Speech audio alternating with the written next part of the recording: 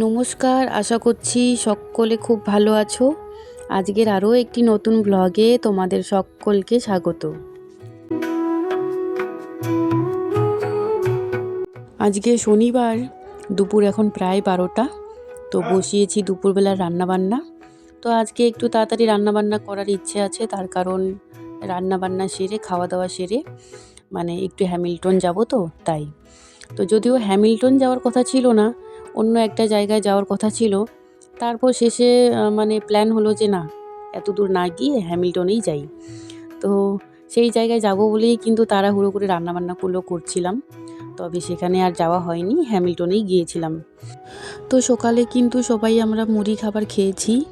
তো মুড়ি, তার সাথে হচ্ছে ছোলা ভেজানো, ঝুরি ভাজা, তারপর শসা, সব কিছু দিয়ে আমরা সবাই মুড়ি খেয়েছি। আমরা 3 জন, আমি, আমার বর আর আমার জামাইবাবু। আর দিদি খেয়েছে একটুখানি ভাত, মানে গরম ভাত করে দিয়েছি ওর জন্য, তার সাথে আলু সেদ্ধ, 1 পিস মাছ ভাজা দিয়েছিলাম, ওই দিয়ে ও খেয়েছে আর কি। তো আজকে রান্না হবে মাছের ঝোল, তার সাথে হচ্ছে দেশি মুরগির মাংস। তো মাংসটা এখন ও কাটছে, তো ততক্ষণে আমি এদিকে মাছের ঝোলটা করে নিচ্ছি। তো মাছের ঝোলটা আমি টমেটো দিয়েই করছিলাম। তারপর দিদির জন্য যে ভাতের মধ্যে আলু সেদ্ধ দিয়েছিলাম, তো সেখান থেকে ও 2 পিস মাত্র আলু খেয়েছে, আর কয়েকটা আলু ছিল, সেই আলুগুলোও দিয়ে দিয়েছি আমি মাছের ঝোলে, মানে আলু সিদ্ধগুলো মাছের ঝোলে দিয়ে দিয়েছি। না হলে তো ওই আলু সিদ্ধগুলো আর কে খাবেন, শুধু শুধু নষ্টই হবে। তো দেখো মাছের ঝোল দিয়ে দিয়েছি, মাছের ঝোল ফুটেও গেছে, আমি মাছের পিসগুলো এখন ছেড়ে দিচ্ছি।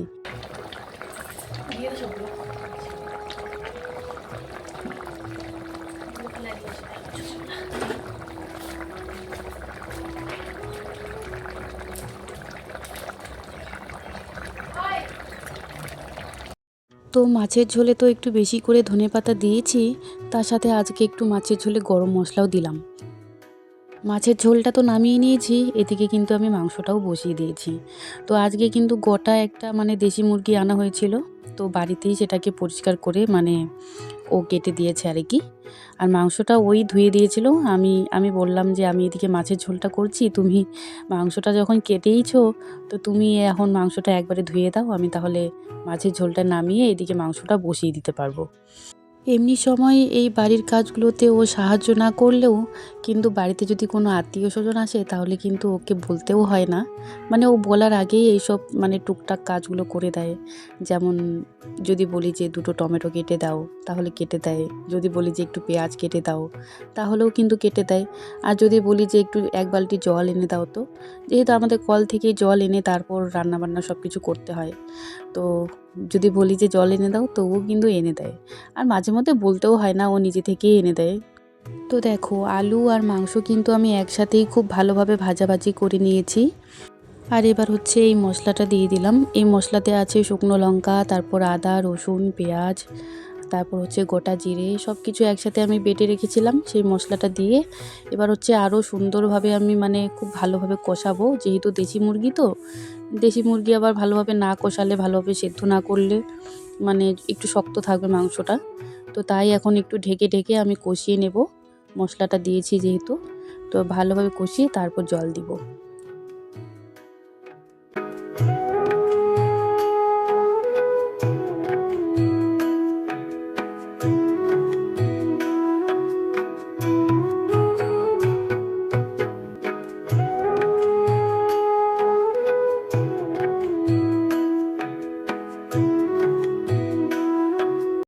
রান্নাবান্না করে সবাই মিলে খাওয়া দাওয়া করে নিয়েছি।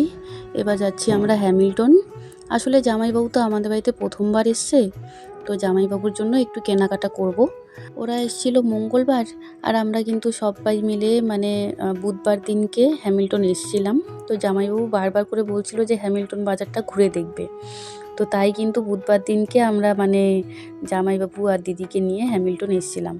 সেদিন ভিডিও করেছিলাম, কিন্তু ভিডিওটা আর এডিটও করা হলো না, আর আপলোডও করা হয়নি, তো সেই ভিডিওটা ডিলিট করে দিয়েছি আমি।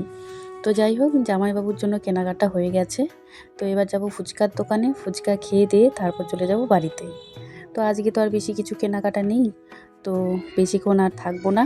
ওরা দুজনে তো বাড়িতে বোর হচ্ছে নিশ্চয়ই। তো তো চলো যাওয়া যাক।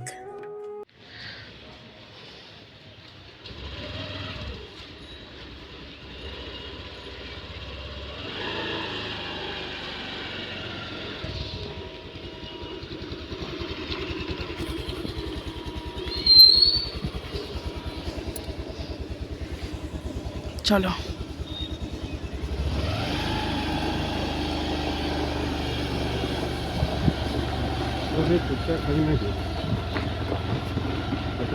ফুচকা তো আমি তো দোকান থেকে 20 টাকার ফুচকা খেয়ে এসেছি, আর দিদির জন্য 20 টাকার ফুচকা আমি প্যাক করে নিয়ে এসেছিলাম।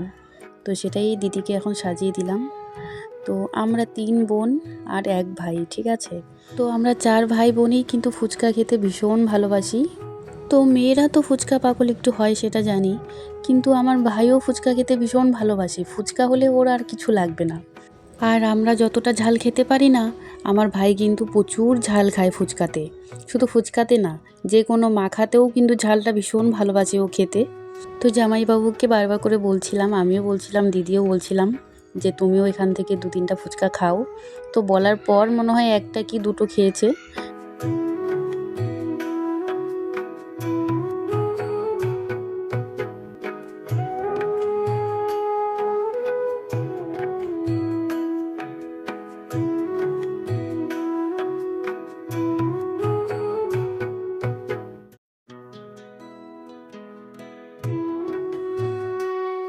তো চলো, আজকের মতো ভিডিওটা আমি এখানেই শেষ করছি। সবাই ভালো থাকবে, সাবধানে থাকবে। আর ভিডিওটা ভালো লাগলে অবশ্যই একটা লাইক করো, একটা কমেন্ট করো, আর সাবস্ক্রাইব করতে কিন্তু একদমই ভুলো না। তো আবারও দেখা হবে নেক্সট একটা ভ্লগে। তো চলো, টাটা।